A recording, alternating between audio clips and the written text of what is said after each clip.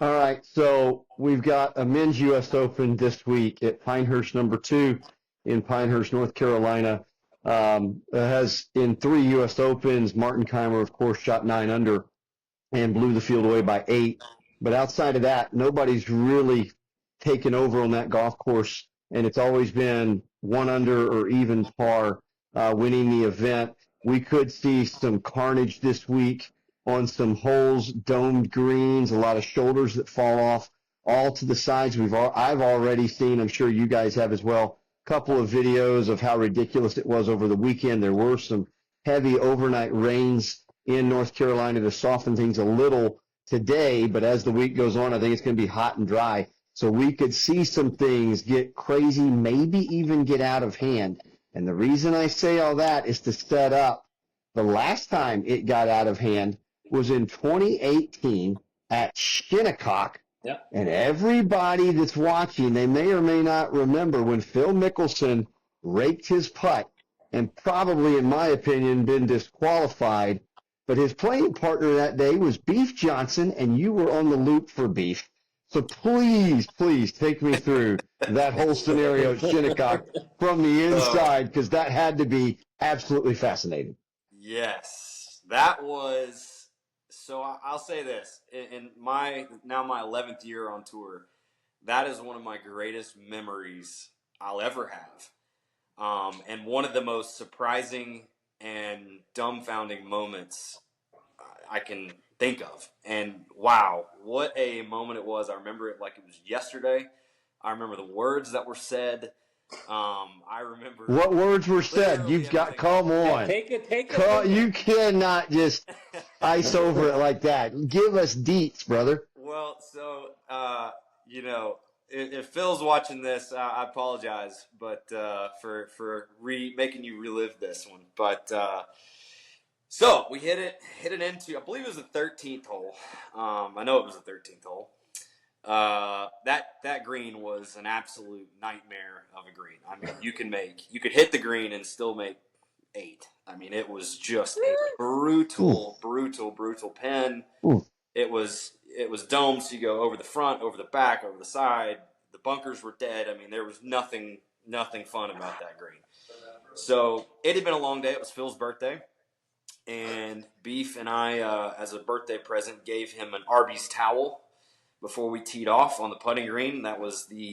It had the bread on one side, and it was stacked with the Arby's meat in the middle, and then bread on the top side of the towel. So it looked like a full 24-inch sandwich of a towel. So we gave him the towel. He loved it. He thought it was great.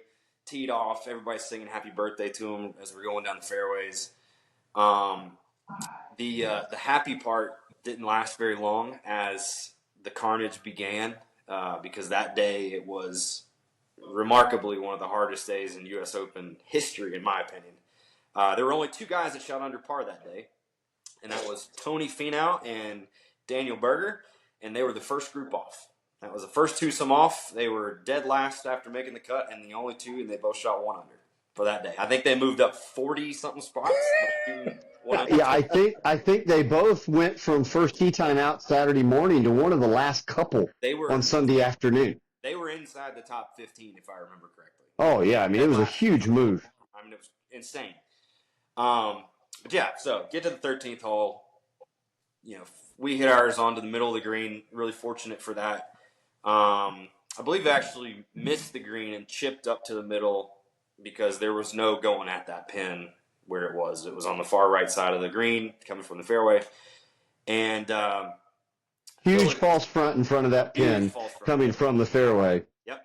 Phil had hit it, hit it short, spun back down, chipped over the green, chipped back, trickled off, went back down to the fairway, chipped back up past the pin, and now he's got the putter out. That one did stay on the green. He's got the putter out, hits a putt. It kind of burns the edge, lips out, and starts rolling, and then it just continues to roll. And he had just had enough. He had had enough and said, I'm not going back down to the fairway. Runs down there, smacks it back, and almost holds it, actually. Yeah, I think it hit the back of the cup. Yeah. And it kicks out. I'll never forget this. Beef turns and looks at me wide-eyed and goes, like, just stares. Like, we had no idea what just happened. Yeah. The funniest part of it all is Phil walks up, pulls out his coin and goes, I'll wait, and marks it. At that point, Beef then looked at me again, and we just both started laughing. Oh, man. I remember we had about 8 foot for par. I told myself there's no way we're making an 8-footer. Yeah. No, absolutely not. But yeah, he goes, yeah, I'll wait. Marks it like absolutely nothing happened. And I mean, we were dumbfounded. So we finally tap in for bogey. He taps his in, ultimately for a 9, I believe it was. And he walks over, because this is kind of the controversial part here, is a lot of people think that he, did it on purpose or did it to, give a middle finger to the USGA or didn't Which know is what he was correct. doing, Which whatever. is absolutely part of the equation there. Sorry, but that was part of it. There was it came out after that. A lot of people said, well, he did it knowing that the 2-shot penalty would be less of a penalty than having to chip back from the fairway and back over again. And, people are like, well, he did it on purpose. That was really smart of him to do that, knowing it's a 2-shot penalty, etc. I can tell you from experience that it was just a pure reaction of, I'm not going back down to the fairway. I'm not going to go. He wasn't thinking about, this is a 2-shot penalty, I'll take this over chipping it back and forth. That wasn't the case. He straight up was like, after he tapped in and we started walking off, he goes, I don't really know what I just made. I don't really care, but I'm just tired of being on this golf course right now. And so, which fair play to him. I think for the day, we shot 85. I think he shot 84, 83 that day. Wow. I mean, it was that difficult to see too. And Beef's got one of the best short games in the world, and to see him struggle around there, and see Phil, and obviously Phil does as well.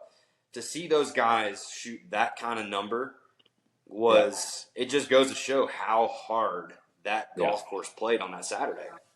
What a lot of people don't also realize is on the 14th hole. Yes. So we were walking. Back up real quick. We were walking from the 13th green to the 14th fairway. Well, from the 13th green to the 14th fairway, you have to walk through the parking lot.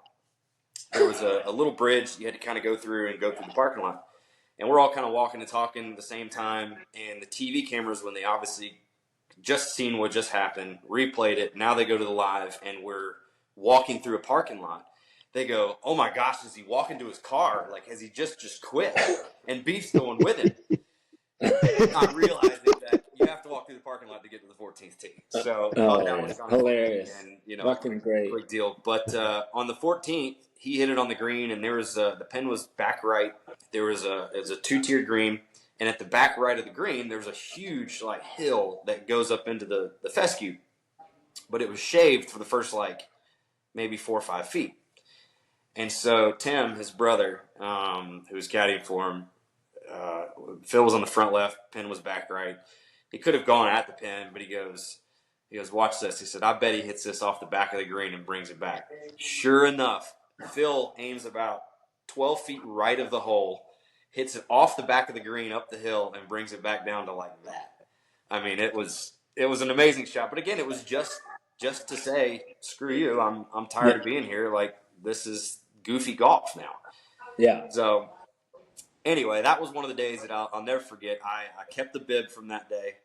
There you go. I have it not as nicely displayed as the ones behind you, Drew, but I do have it, and I would love to have Phil and Beef both sign it, because I think that would be a really, really cool memento that nobody else could have. I mean, that would be I'd be the only one. So that's my story with Beef and Phil at the U.S. Open, and it's something that I'll never forget. That's awesome. Thank you for sharing that, Will. That's so good.